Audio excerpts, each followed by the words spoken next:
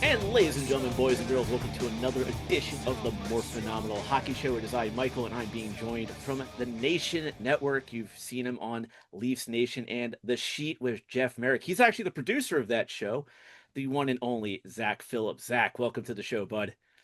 Thanks for having me, Michael. I appreciate it. I'm looking forward to doing this here. Yeah, this is awesome. But before we hop into the fun, real quick, the More Phenomenal Hockey Show is also brought to you by Oats Overnight. When we're on the go but still need breakfast, Oats Overnight is the healthy on-the-go breakfast choice for the show and TXHT Hockey. Use our exclusive link in the description on both txhthockey.com and in the YouTube show description to get a $20 discount on Oats Overnight today. That's good stuff right there. I'm looking at some pouches and I still need to eat them. That's what I need. I need the Oats Overnight, like the pre-made. I make my own. My girlfriend and I live together here now. So, I mean, I shouldn't say I make my own. She does a lot of that stuff. But still, like a hassle to have to do it and prepare it. So I got to get myself some of those. It comes with the shaker. First order always comes with a shaker. You just put the milk in. However much you want, pour the oats in, shake that sucker up, throw it in the fridge, you're good to go. I need some of that. Make my life easier. Yeah. And if you have a Costco or a Sam's Club, they have boxes there with tumblers already, so you can give it a try that way too. Perfect. But with that said, we could talk Oats Overnight all we want, but we're here to talk hockey. You know, we're going to start up. There's been a lot of interesting things happening over the last 2 weeks. We've had some very interesting coaching changes, obviously some general manager firings. And of course, as those who are watching on YouTube, I'm wearing my Alex Ovechkin rookie jersey. Alex Ovechkin is obviously a big focus right now. Like the NHL Twitter is just all Ovechkin Crosby right now today, as we record this on Friday, April 10th. Let's hop into coaches first. So Zach, obviously last week, Bruce Cassidy was fired in Vegas and John Tortorella was brought in with 8 games left in the regular season. They're in playoff position, but they still made that move. And then this past weekend, we saw Patrick Waugh get fired on the Long Island with Pete DeBoer coming in. Now, one difference between the two of them is that Tortorella is only until the end of this season, just like Rick Bowness in Columbus, but DeBoer got the rest of the season plus a few extra years. What are some of your thoughts when you see these coaching changes, especially for teams that are either in the playoffs or on the bubble of trying to make the playoffs, this late in the season? Well, I think two very different situations. They do have similarities, but what I would say kind of the main differences between the two, obviously you just outlined the fact that Pete DeBoer comes in and it's not a, hey, fix this thing and let's see what happens and then we'll determine your future, which I think is automatically the biggest difference for the Islanders. And I'll start on that one. The one thing, it did surprise me a little bit, to be honest with you, that the Islanders did fire Patrick Waugh with 4 games left in the season. It did come as a little bit of a shock, but I look at that group and I think a few different things probably took place there for the Islanders to speed that up. And something, obviously, what I'm going to say is probably not, like earth shattering that nobody really knows, but it makes sense to me. One of which being the Islanders were on a skid.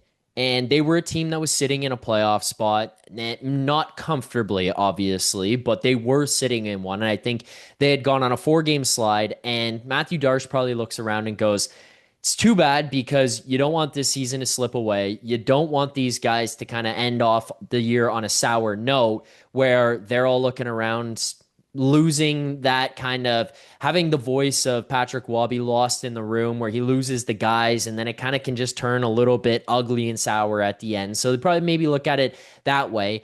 The main reason, though, I think that one takes place is getting ahead of everybody else. there's a team that you brought up there, the Vegas Golden Knights, they go and get ahead of it. They may not hire Tortorella in the summer. And I think it's probably unlikely that Pete DeBoer has a reunion in Vegas, but crazier things have happened, and I wouldn't put it past the Golden Knights. But Then I also also on look Tortorella, one could say that he may just be coming in just for this little run. He may not want to be a coach long term and just wants to be like that temporary fix in a way. Potentially, I do think Torts wants to coach though. I don't know if it works out for him long term in Vegas, but I think that this gives him an opportunity to showcase himself here again. And the Torts thing too there as well, like he has had young teams over the last couple of seasons. And I don't think Torts at this point in his career wants to really be taking on young teams. I think he wants to take on more veteran teams that give him a better chance to win. That's what Vegas does. And maybe it ends up being an audition where he comes out of the summer and there can be some type of competition that heats up between some of the teams that want to be more competitive and are looking for a new direction. Maybe it's Nashville. Maybe it's staying in Vegas. Maybe the Oilers job opens up and that's a spot where they look at him, right? Like he's going to look at some of those teams that he thinks are closer and wants to be around those. So that could be an audition. But like that one would be interesting, a spot opening up there. But that's kind of where I come back to, even on the DeBoer thing with the Islanders. I think they wanted to get ahead of this and get ahead of the market and get Pete DeBoer in here before other teams had the opportunity to get to him.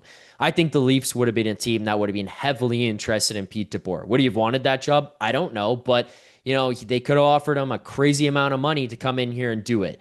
Would the Oilers job open up? Would he be interested in that one? I think probably more likely than the Leafs. So you can kind of beat the competition to it. And I think Pete probably looks at that team with Matthew Barzal, Matthew Schaefer, and says, we could do something here and maybe I could fix this and we win 4 games to close out the year and we get back in the playoffs. That's great. If not, I've got a head start on next season as well.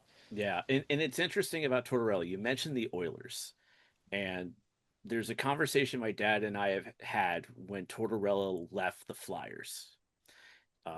It's no secret on this show, my dad's a huge Philadelphia Flyers fan.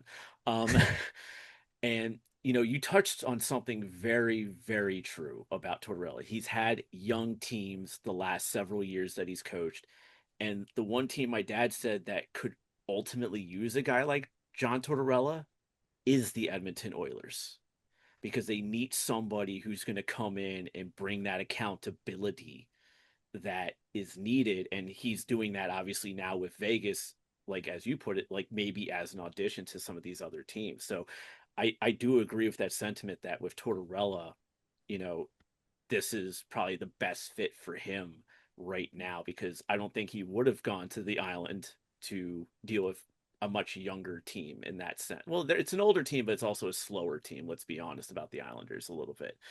Yeah. So, Yeah. Yeah. Well, the other thing too, I'll say with Torts, just going back to Philly, it's kind of unfortunate, and I don't know if a lot of people maybe realize it as much, but he is a pretty good fit for those younger teams. And I think it's kind of unfortunate for him. And I know a lot of people are going to hear that and think that I'm, crazy saying that. But what I mean is he's adapted a lot. Obviously he had the little clip there where he talked about Trevor Zegras and the Michigan, and we all know about that. But I don't think it's widely known how much John Tortorella loves players like that. And we talked about it on the sheet at one point. I think we had Rocky Thompson on, and he kind of brought up the fact that Torts was like a big believer in bringing in a guy like Trevor Zegras. Now, obviously, he's not getting to kind of see that thing through, but he was the guy who was on board with players like that and having those kinds of guys because I think he can mold guys to still have creativity, but to buy into the other side of it. And I think earlier in his career, he was way more of a hard ass psychopath than what he is now. And I say that in the best way possible. Like that's how the older day coaches were. They were a little over the top. They would kind of be mean or whatever. I think he's adapted and I think he's good for those younger teams, but I just don't think he has any interest in being a part of that. Like I think this guy wants to win. And when you go into a Flyers locker room, with all due respect to the Flyers, he knows like this team is not winning. Even if we can get to the playoffs, this team is not going to win. So what now? Because I'm just going to be stuck here. And the other problem for Torts, Michael, you know this, and your dad would have seen this with him with the Flyers, shelf life.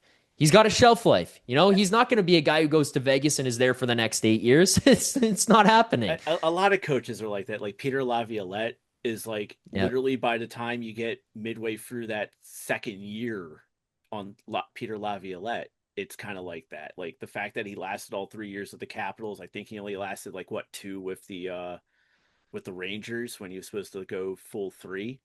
Yeah. So it's like, yeah, a lot of coaches, and actually, to be honest, DeBoer kind of has a bit of a shelf life to him as well. Yeah, he does. Yeah, so it's like, it, and it's kind of interesting because I want to now touch base. I want to transition over to the Leafs. We'll talk about the general manager situation in a little bit because I have an interesting name for you on that one that has not been discussed because Okay. I'm not data centric. I'm kind of like Brian Burke in a way where I look at with what my eyes are telling me and what, the character of the player is as well. Hmm. Um, but Craig Berube is only in his second year. And I remember I think it might have been Jay Rosehill on Leafs Nation. He says, "What do you do if you fire Berube and bring in somebody else? Is it just going to be the same thing over and over and over again from the last several coaches with the core that this team has?" My mindset is you keep Berube and you use that as a foundation to rebuild the culture within that locker room because of the fact that like Berube will bring accountability. You saw it when he did it in St. Louis. He did it also in Philadelphia, even though that was kind of a little murky thing for him because I think they're in between general managers in a way when a lot of that was going down. But like he's a proven coach, just like DeBoer, just like Tortorella and all these other guys. But you can't always keep firing the coach when a team like the Leafs have had this core for like almost 10 years. Something's got to give. Otherwise, you're going to start looking. Because remember back when Crosby was younger and he went through a few coaches, Hmm. they're saying that Crosby was a coach killer.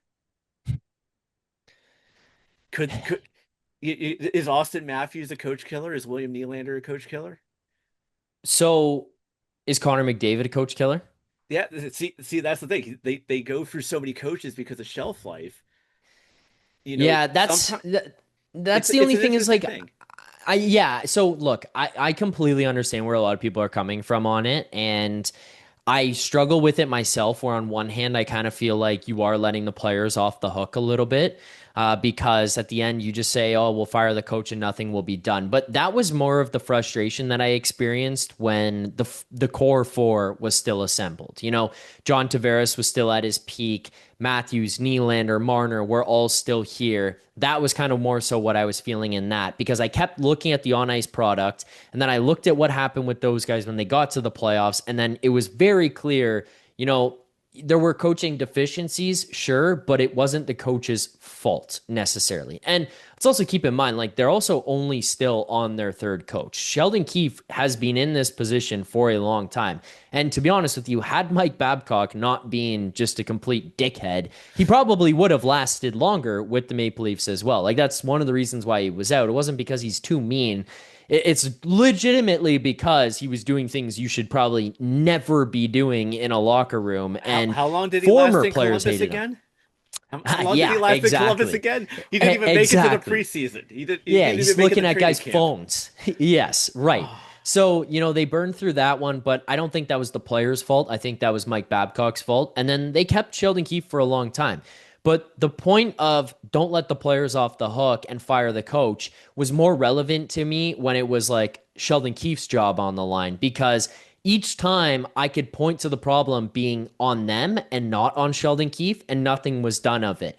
You needed to trade one of Marner or Nylander or Morgan Riley before the no move and no trades kicked in, and while you still had the assets. Because if you trade off one of Mitch Marner or William Nylander, guess what? You still have Austin Matthews and John Tavares and Morgan Riley to backstop that because you're going to lose one player. Your idea in mind is that you're bringing in other types of players or guys who could fulfill the money and the salary cap hit in other ways. Maybe it's two pieces, three pieces, maybe it's a different kind of piece, but you still have all that talent of, a 69 one-time goal scorer, a 69 goal scorer, a guy who won the Rocket Richard Trophy twice, a Hart Trophy. Like, you still have that there. You've got Nylander growing. You've got an older veteran guy, and John Tavares still the captain. Like, you had a backstop. Even if it was Nylander to go and you keep Marner, you had a backstop. Now you don't.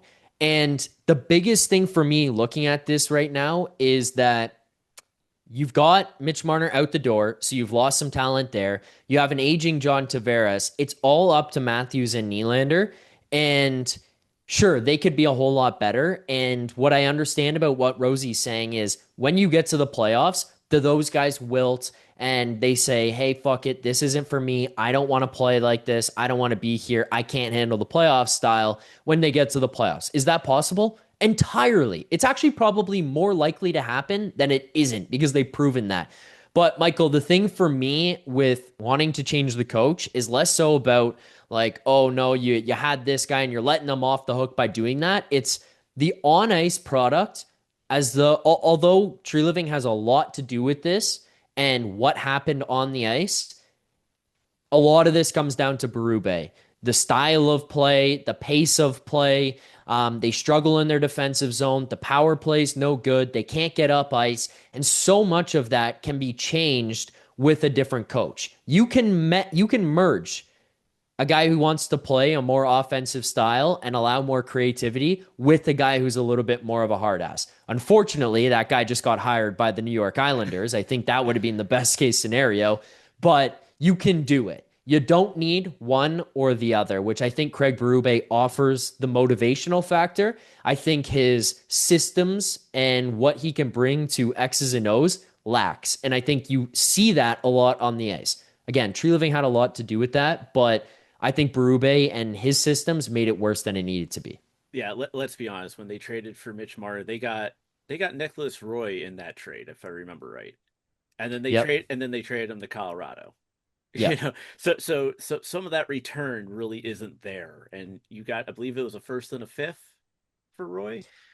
Yes, that's And correct. that first round pick, because Colorado is the President's Trophy winner as of yesterday, is going to be really late in the Really first late. round. Yeah, so Yeah. you're probably not going to be getting a top. Like, I mean, I heard this draft's a little deeper, but you're still not going to be getting like a Gavin McKenna type player, No.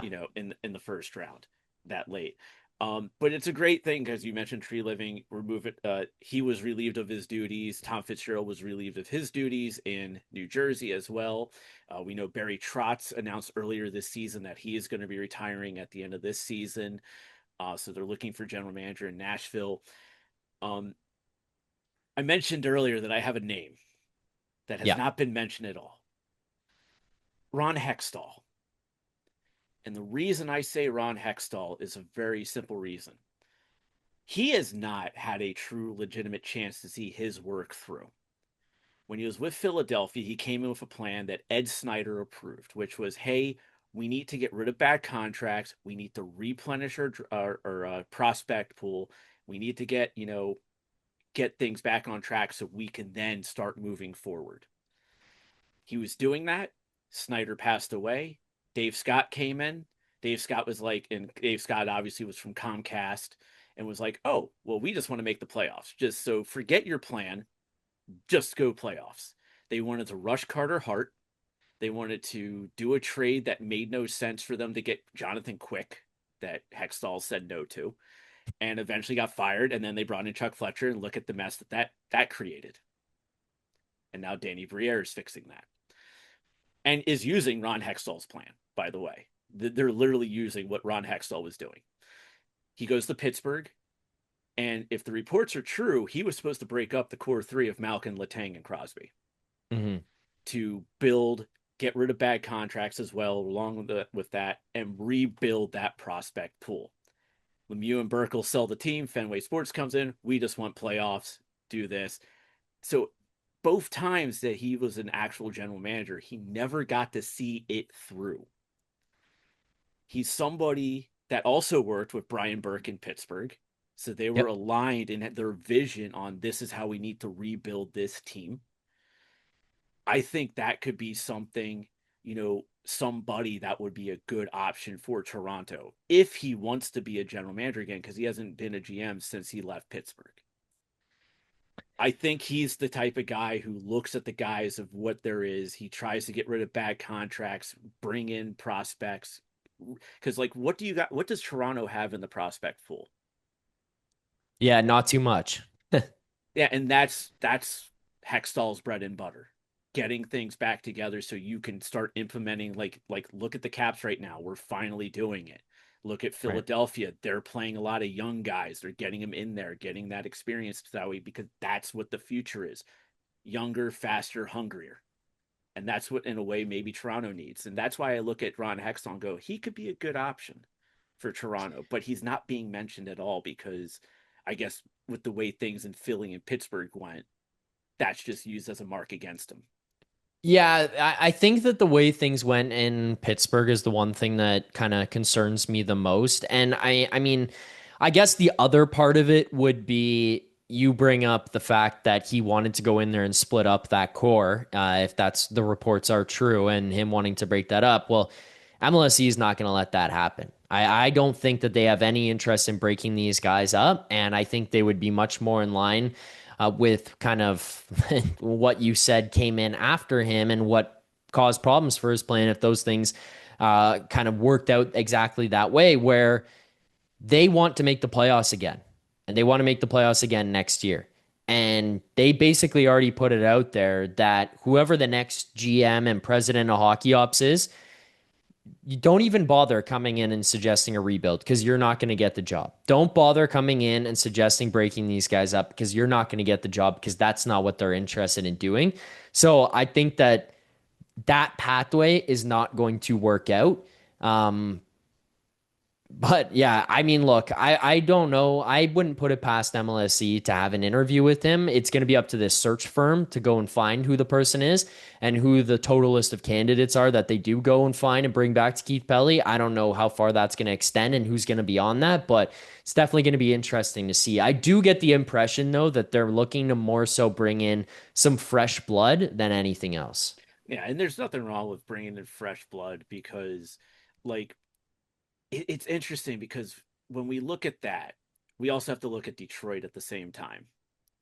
You know, Detroit is 3 points out of the wild card right now.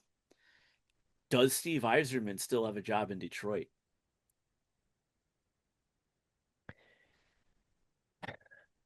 Do I think he should? No. Do I think he does? Yes. Um, I don't think that the current iteration of ownership in Detroit is as cutthroat as it used to be. I don't think that they're as, Because get it's it Mike done, get to Ilitch's the. son, right? Yes, correct. And I don't think that they are the same way that his father was, and the previous people surrounding him to be in there and advise on things where it was so cutthroat. I also kind of feel like they backed themselves into a corner a little bit by having a guy with effectively royalty to his name in the city of Detroit. Right? Like that's kind of what he's done as Steve Yzerman and his playing career and what he did for the Red Wings. Now he comes back to be the GM and he lays out yet again another Yzer plan. And it's like, okay, we've got to follow this thing through. I feel like they will look at it and be like, well, we'll give you another year because they're scared to have to do that in a sense and want to give them that little bit of extra leash to kind of try to get out of it and try to fix it again. I don't think that they're going to fire him. I Yeah. don't. Well, not only that, but like look at Tampa. When he left Tampa to go to Detroit, how Mm. many years did it take Tampa to actually win the cup? Was it like 1 or 2 years? One, I think. I think it Yeah. was the very next year. Yeah. So it's like sometimes it's like, because that was also the case when I wrote my docu-series on the 97-98 Washington Capitals. George McPhee came in along with Ron Wilson as coach for the 97-98 season. That was their first season. And yeah, David Poyle built the team, but McPhee did those little fixes that ended up taking the Capitals to the Stanley Cup final. plus some luck. So it's interesting how you kind of look at that sometimes. It's like, you know, you'd pull a GM out and then the next year the team goes because he probably didn't see the thing that was missing truly, Yeah. or over or That underestimated a piece that that's the one could. thing that I think happens with GMs too, like what happens with some coaches, where some guys just are finishers and some guys are setup men. Like you see so often where like a coach will come in and he'll be the guy to take a young group or a fresh group that's together and they've got some budding stars and he kind of grooms them and builds them up and they become a good team and he gets them to the right spot and they get to the playoffs and they're competitive, but he'll never win. And he's got to come out and the new guy's got to come in and it'll be the new guy who takes that guy's team and he goes on to win. Like even the Raptors, I saw that here. Dwayne Casey took that Raptors team every single year, basically to the second round or the conference finals, and they could never break through. Some of that probably had to do with LeBron, but regardless, he won the coach of the year. He got fired, and then they brought in Nick Nurse, and he's the one who gets it done. Sometimes it just takes a fresh set of eyeballs to not be so in love with some type of idea or approach or playing style or player. And I think that can happen with the GM too. Like that might be the case with Steve Yzerman, where he can build you a really good program, but maybe he just can't get it done because he falls too in love with. Maybe it's your prospects and the guys that he's drafted. Maybe it's the guys that you have on the team that he's seen come through from day one and he brought in. Maybe it's guys that he signed and he feels attached to. I'm not saying this is the exact case, but that idea of him being there for as long as he has, and kind of similar in Tampa and similar and different in many ways, but similar in Tampa where he built that thing up, brought it through, and we all looked at it and kind of said that's Steve Yzerman's team. Kudos to him, and then kudos to Brisebois for getting it over the finish line. It might just be somebody else coming in and being like, I kind of see this differently, and I don't think we need that guy. Or I'm willing to part ways with those picks and those prospects and those players to bring in the pieces that we need. And maybe Steve wasn't willing to do some of that stuff. Which shifts us back to Toronto, because one thing that Eisman has done is create a good culture there in Detroit. Is who do you bring in of like some of the names that have been talked about that can truly fix maybe whatever the locker room culture is like? Because in a perfect example, when the Capitals let go of Adam Oates and George McPhee, and they brought in Brian McClellan as general manager and Barry Trotz as coach, it took 4 years to win that Stanley Cup. But the first thing that they did was we're changing the culture in the locker room. They went out, they signed guys like Brooks Orpik and Matt Niskanen to really Mm-hmm. change the attitude in the locker room of this is how we need to conduct ourselves. You know, who can you see potentially doing that? Maybe not in the general manager realm, but maybe in the coach realm, that's going to make the players listen and really get them to buy into changing the culture in Toronto. So I think it's got to start at the top. And that would start with a president of hockey ops for me. And I think whoever comes in and takes that position and takes that role has to be willing to be data centric, if you want to consider that and consider the numbers, but they also have to understand hockey.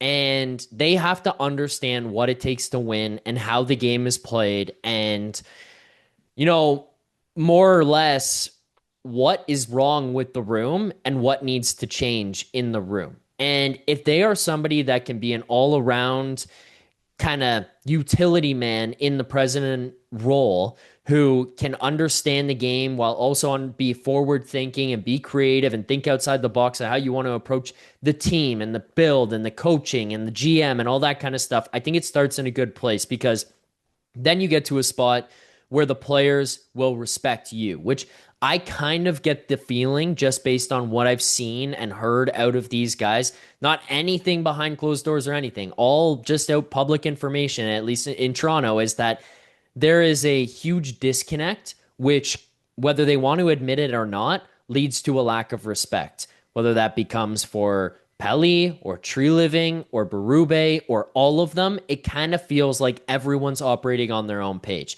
And that can't happen. Somebody has to come in, set a tone, lay out how things are going to work, how things are going to run, and what the direction and style of the hockey club is going to be. And then it can start from there. Then you bring in your GM and your coach and whatever. And I think if that person can come in and do that, I think you can get the players on board with what needs to happen. One of the main faults with Shanahan, because I know when I'm describing that, I am in a way essentially describing Brendan Shanahan. He does all of those things and understands the game very well.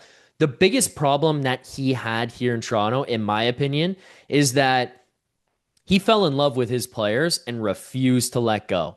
There was no chance they were ever going to trade Marner, Nylander, Matthews, Tavares, Riley. They were not going anywhere. The idea of entertaining a conversation about that wouldn't even come up. They wouldn't do it. And it's great to have trust in your guys and to believe in your guys, but at the same time, it also, in a way, just over time provides a layer of comfortability.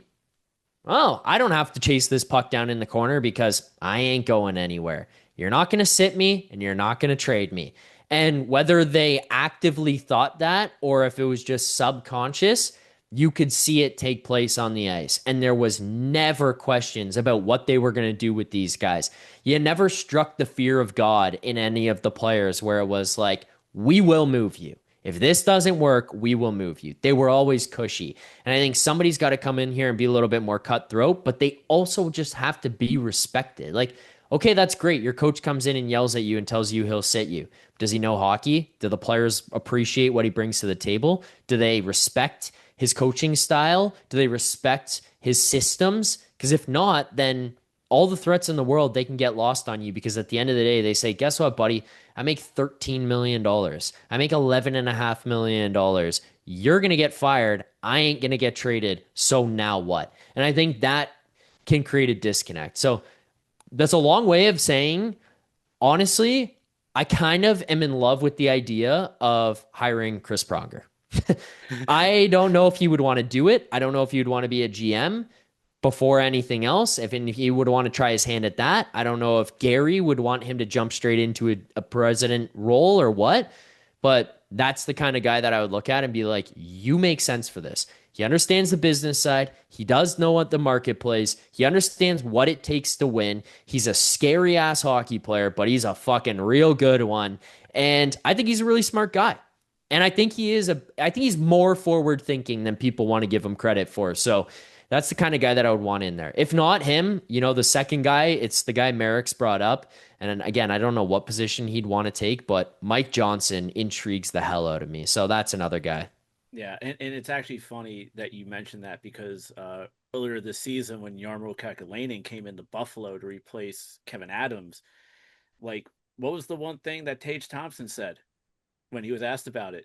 He came in and says, "You're all replaceable." Yeah.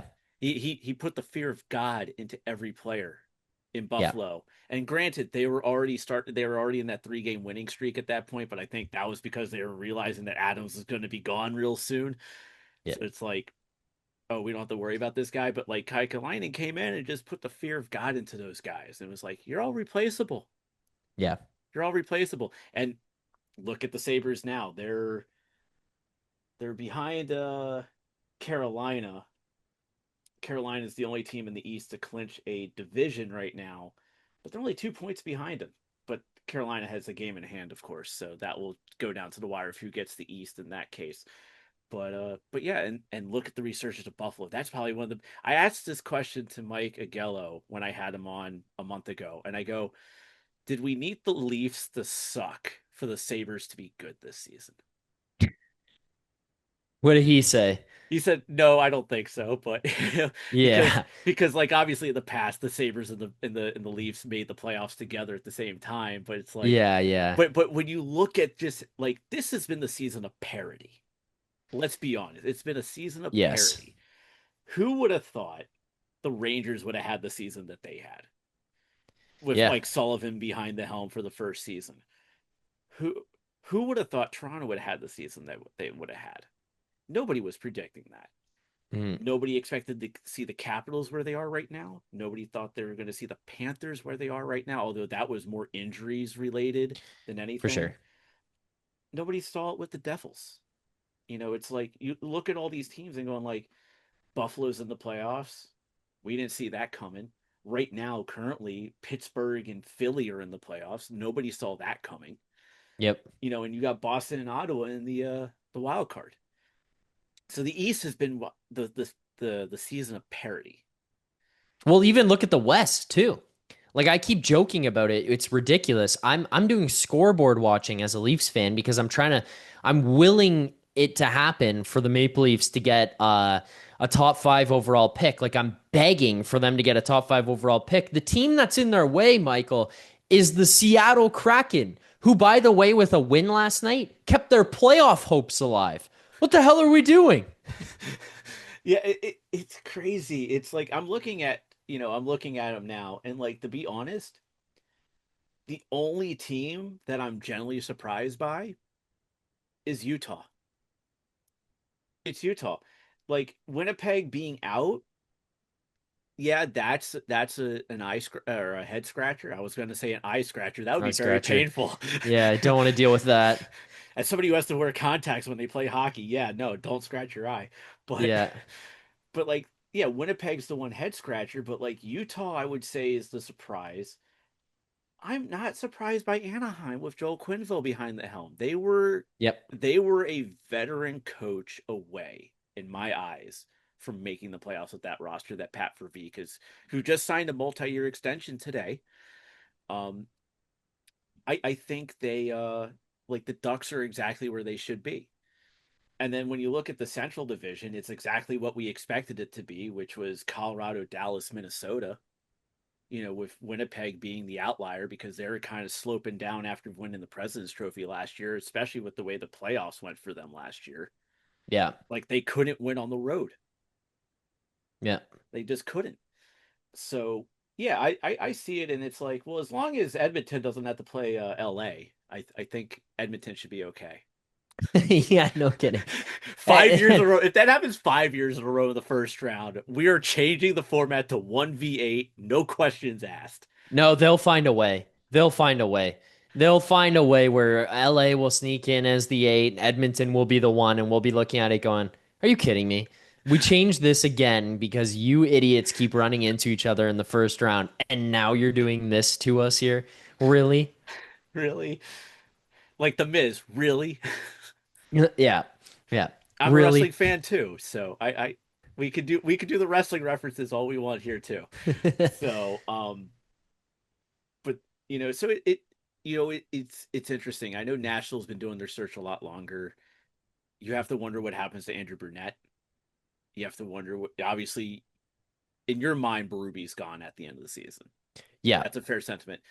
Chris Knobloch, depending on how Edmonton does in the playoffs, Yeah. could be a potential. I mean, if they go to the Cup final again, they lose again. It's like you got to change the coach. Yes. You're gonna have to. And then John Tortorella can just finish his audition with Vegas and go right to Edmonton. Yeah. My Yeah. dad still believes that Tortorella is the guy that Edmonton needs to get over the hump. Yeah, I mean, maybe I could see it. I thought it was going to be Pete DeBoer. I genuinely thought it was going to be Pete DeBoer. You know who I could see ending up in Edmonton this summer? Who? Bruce Cassidy. Yeah, Cassidy's got a cup. Won it his first year in Vegas too, after getting let go surprisingly by Boston. Yeah, I could see Knows the Western Cassidy. Conference. Yeah, that would work. I could see that. So, but something that we can't see coming because we don't know what's happening is Alex Ovechkin. Yes.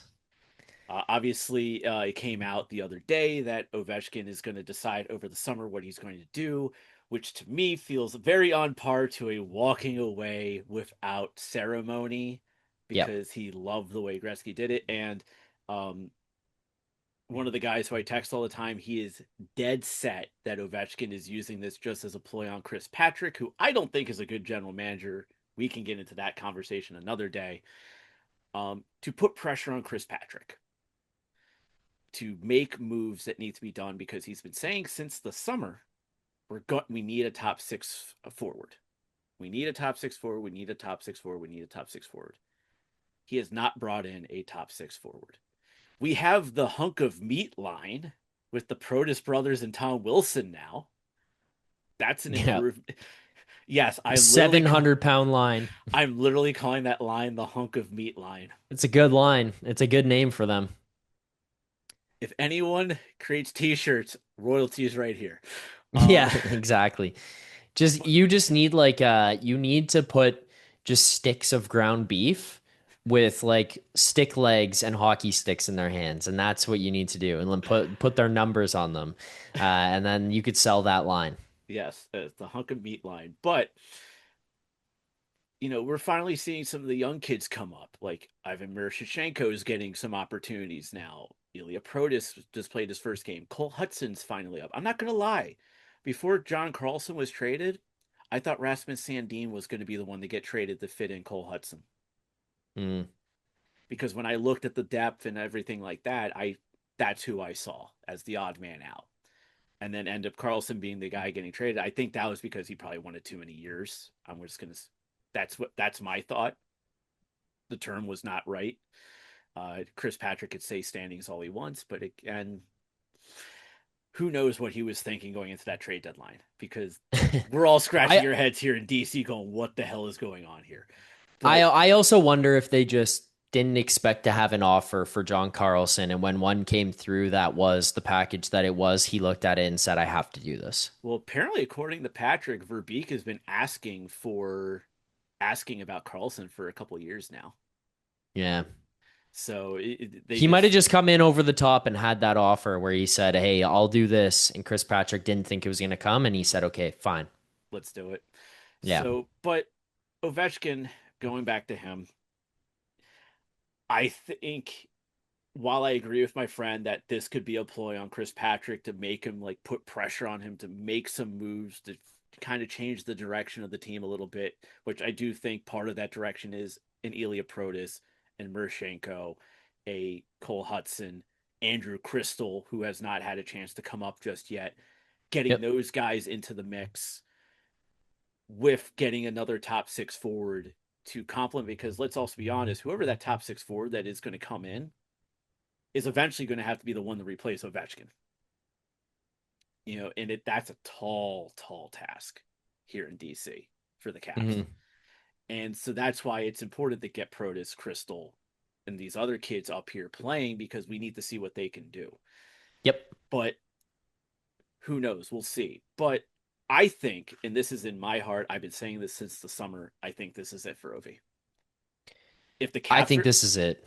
if the Caps are out of the playoffs tomorrow, Saturday, or at the time of recording today, or time of listening to this today, um, I don't see Ovechkin playing in Columbus on Tuesday. I don't. Really. Yeah, even I think though he's going to play. I think he'll play on Tuesday. I if the Caps are out of the playoffs, Yeah. his last game will be at home because if he does decide that he's going to retire, which is what we both think he's going to do, Hmm. at least the last game is at home.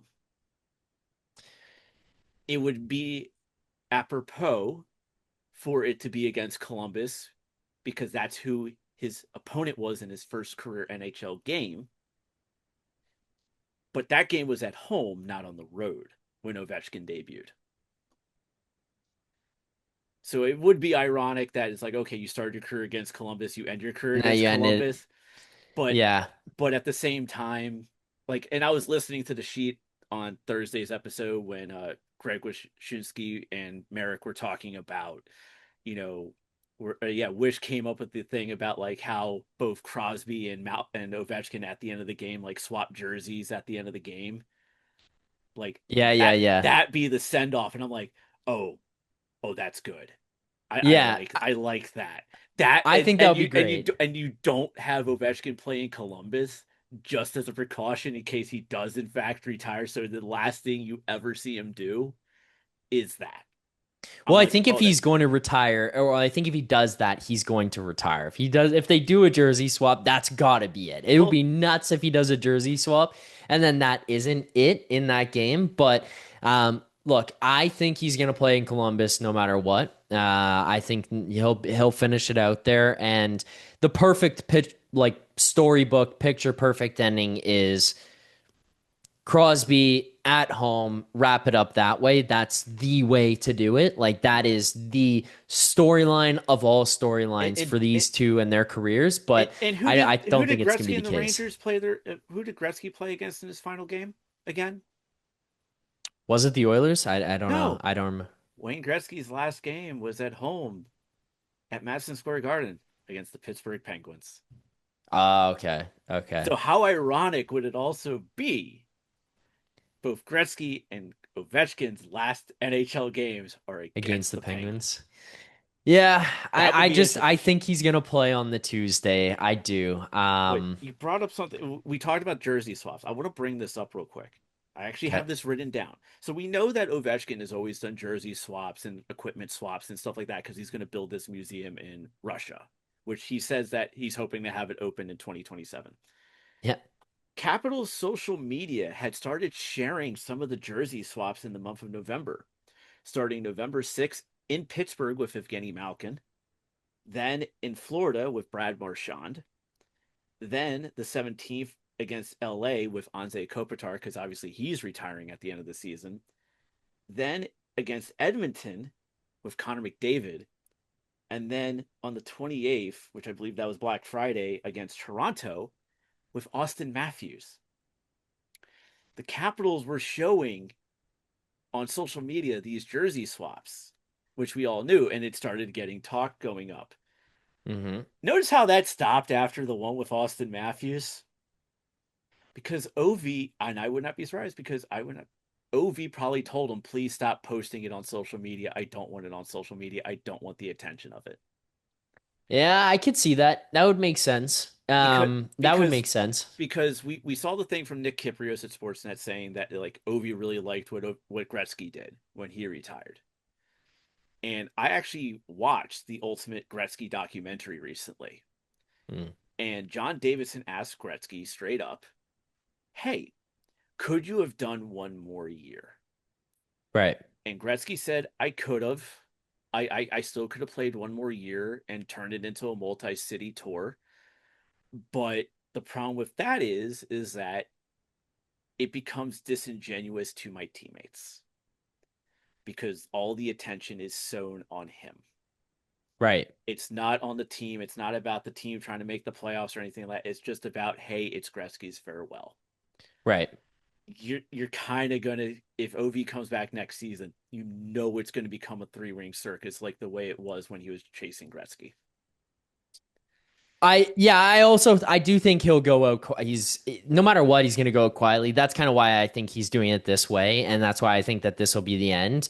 The other thing too that's kind of tipping me off here or giving me that inkling that it's going to happen is twofold. One, I don't know if you watched the game in Toronto and in the pregame stuff. I don't know if you saw what happened. I He had to took miss, pucks from the warm up.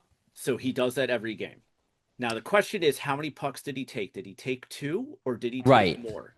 So if Right. it's two pucks, those are for his children. He does that every game because I actually stand at the Capitals bench for pregame warmups. Okay. And every game he picks up two pucks, hands it over to the equipment guy, Right. and then sometimes he says, "Hey, Holt, keep it right there. My sons are right there. I'm going to hand it to them myself." Or he hands it to his kids after the game. So those pucks, Okay. so those two pucks, that is an every game occurrence, and those are for his children. Okay, yeah. So I don't know how many he grabbed, but that was one of the things. The other one that to me is the most interesting one, which they did talk about on the sheet, but the more I'm seeing it, the more I think there's something to this, is every time they go to a new city here, or every time they go post something new here right now on the socials, it's something from this season honoring Ovechkin's historic season. You know, it's towels and stuff about what they're going to do on Sunday and all these things for his final home game and what they're going to how they're going to honor all these incredible moments from this year. And I have something pulled up, and I want to Okay. put this up on YouTube for everyone to see. But while I was out doing Instacart and talking to you to set up the time we're going to record, the Washington Capitals released a greatness towel that will go to all fans in attendance on Sunday.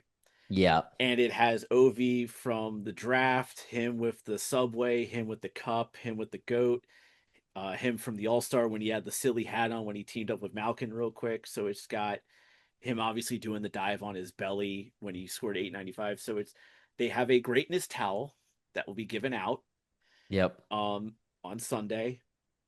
And I think what was the other thing? Oh, and then obviously there's a poster for everybody, but that has a few guys from the team on the poster. Right. So you're right. There is a towel. They just announced it today. Yeah. That's it. It just makes you feel like they're getting prepared for this to be Ovi's last game. And they're going to put this thing up on a pedestal and have it ready because they can't say and they maybe don't know. So they want to make sure that no matter what happens, he does get some type of send off here where if it is a final send off, they've at least done something and then he can do it on his own terms in the summer. And if it isn't, then they haven't overdone it so that when they do have the final send off, they still have that room to go bigger and go grander. So I'm going to have to ask you this. It's technically a two-parter. Okay. In Pittsburgh, how many standing ovations does Alex Ovechkin get? Because if you remember, when Gretzky played his last game in Ottawa, which was his last game in Canada, he got three standing ovations. Okay. How many does Ovi potentially get in Pittsburgh? Uh, I don't know. I am very curious how this is going to be played out in Pittsburgh and in Columbus because I think a lot of people are spending a lot of money on these tickets with the anticipation that it's going to be his final one and there's going to be something that's done to honor him. Um, I don't know. I think he gets some strong recognition. Let's put it that way. I don't know how many. I think no matter what, at the end of each game, you're probably going to see a salute from the fans. I don't know that the players go out and shake hands with him. I think that would be a little egregious, especially if he wants to do this thing quietly. Like if Sunday rolls around and all of a sudden the players are shaking Ovi's hand after the game, we're all kind of going to look at it and go, "Oh, what the fuck?" But Well, the funnier thing is, could you imagine in Pittsburgh, Marc Andre Fleury just shows up? Sounds like a 1 day PTO, plays in the game or something. Yeah. What 1 day Pete 1 day contract just to be on the bench, Yeah. just to mess with Ovi in Pittsburgh. Oh, that would be funny. It would be funny. It would be funny. Like the ghost of Marc-Andre Fleury just towering down over Ovi. It would be funny. Actually, he wouldn't even need to sign a PTO. He just could just show up, Be in the arena. just be in like the press box somewhere, just like looking down on Ovi. He's like, I see you. I know Yeah. you got a cup over me, but I still see you. Yeah. So, Yeah. but I all I know is, and I'm gonna let everyone know this because obviously for those who follow me on TikTok, the TXHT, Instagram, Facebook, I post the videos of the players walking out on the ice for pregame warmups. Logan Thompson, I am so sorry, Logan, if you feel like I've objectified you, doing his water thing. Yeah, those videos, if you've seen those videos, those are me where he does like the pregame ritual. Um, Yeah.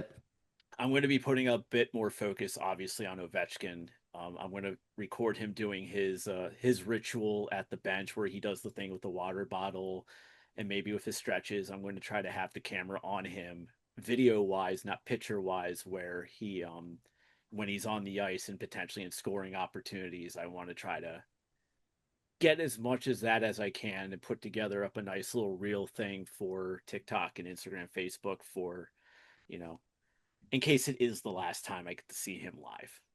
Right. So, Yeah, I mean that'll be cool. I considered going to the game in Toronto here because I wanted to kind of get to see him, but I was like, I do the post game show for the Leafs as well, so I go live immediately after the game, and I have to get back here quick, and it's usually only worthwhile for me to go if I can get cheap tickets and get in, get out. And because there's also an understanding this could be the last one. I know a lot of people left early, but those tickets weren't cheap. So I was well, like, I don't think this is gonna work. well, a lot of people left early because the Toronto Maple Leafs did not do their job. Yeah, they suck. They don't want to do their jobs.